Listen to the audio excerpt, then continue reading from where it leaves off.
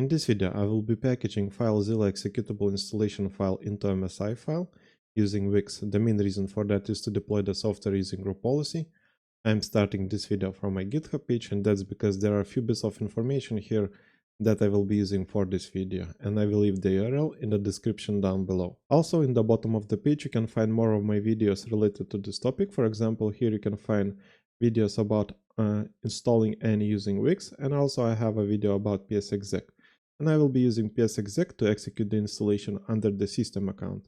And that's to make sure that the installation is successful no matter what user I'm using to deploy the software. And now I will begin this video by downloading the executable installation file, and for that I will click on this link right here. That brings us to the FileZilla download page, and I will click on this button right here, download FileZilla client, and then I will click download here. And if I go to my downloads folder, we can see our installation executable right here. And now to package it into a MSI file, the next thing that we need is the WiX configuration file. And for that I will go back to my GitHub page where I have few files. This one named FileZilla is already completed configuration file, so you can check it out if you want to, but for this video I will be using this one called template. So I will click on it, and then I will click on this button right here to download the file. Go back to my downloads folder, and here we have our template.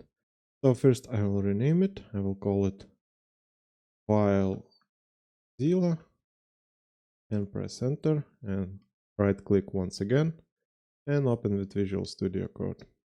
And as you can see, it's an XML file. Basically it's instructions for WiX on how to package the executable for us. And when using this template, we mainly care about the information right here. Basically we need to fill in the information that is specific to FileZilla installation.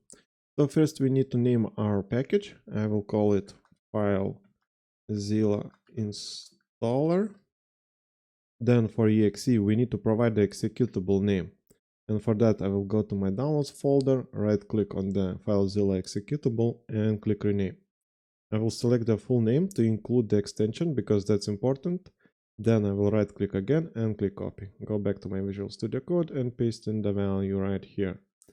Next, we need to provide a path, and here we need to provide the directory where we currently have our executable. So for me, it's my D drive and then downloads folder. I'm pretty sure that the location for you will be different. Then we need to provide silent arguments, and that's because we want for the installation to happen silently, so that the installation doesn't disturb our users. And for that I will go back to my GitHub page, and in the page right here I have the silent switch in this location right here, so I will select it and copy it. Go back to Visual Studio Code, paste in the value, and then we need to provide the version number.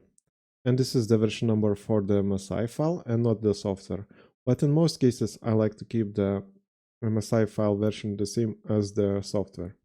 So I will copy the version number from the executable name and then paste it here. Then publisher is not that important, but it's a mandatory field, so I will enter let's do automation. And now we need to provide GUID. Basically this will be the unique identifier for this installation file. And to do that, we can use PowerShell to generate a GUID. And for that, once again, back in the GitHub page, I will use the command here.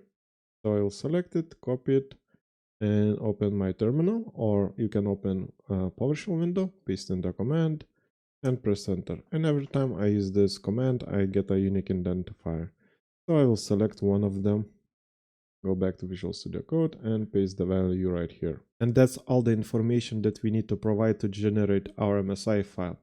So now let's use WiX to create our MSI file, and for that I will go back to my terminal and I will change the location in my terminal to the location where I have my executable and the WiX configuration files. So I will type cd, and once again my location is D drive and then downloads folder. Press enter. If I type there, I can see my WiX configuration file right here and the FileZilla executable. So to generate the MSI file, I will type WiX build, and then we need to provide a configuration file name. So for me it's FileZilla, and press enter. Let's go back to the downloads folder, and we can see that the MSI file was generated successfully. And now let's check if it works. So I will right click on the MSI file, click copy. Then I will go to my VMware workstation where I have a Windows virtual machine prepared. And here I have this software folder. I will open it and paste in the MSI file into the folder. And as you can see, in the same location, I also have my psexec executable, and that's only to install the software as a system account. It's not necessary. So next, I will open my start menu and open a command line. So I'll type cmd and run as administrator. And then we want to change our location in our command line to the location where we have our files. So for that, I will click here and copy the location.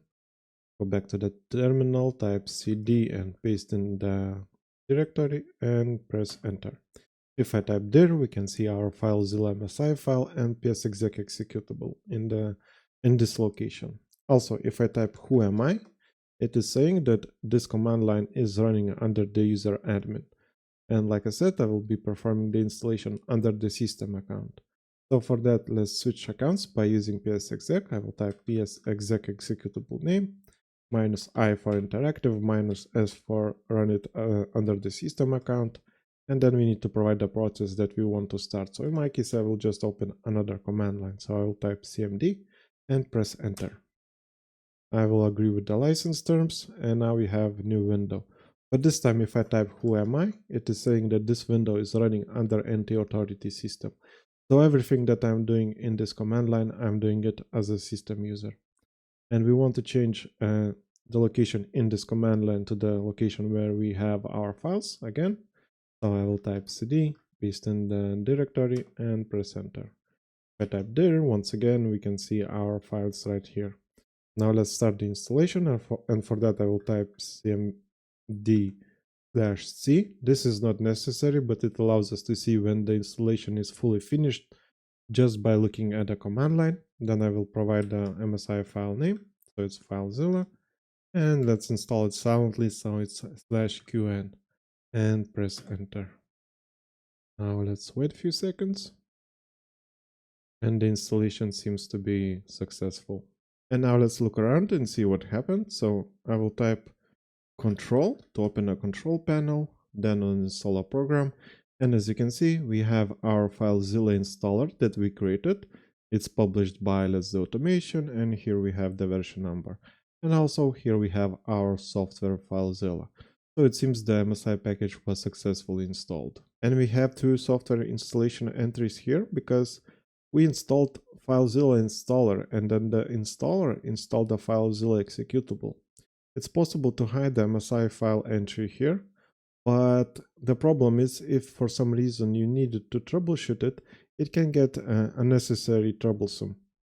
So in most cases, I like to keep both of the software installation entries in the software list. And let's see if FileZilla is working. So for that, I will go to Start menu, and I will click on it right here. And OK. And it seems that it works just fine. So that's it for this video. Like and subscribe if you want to see more videos like this, and see you in the next one.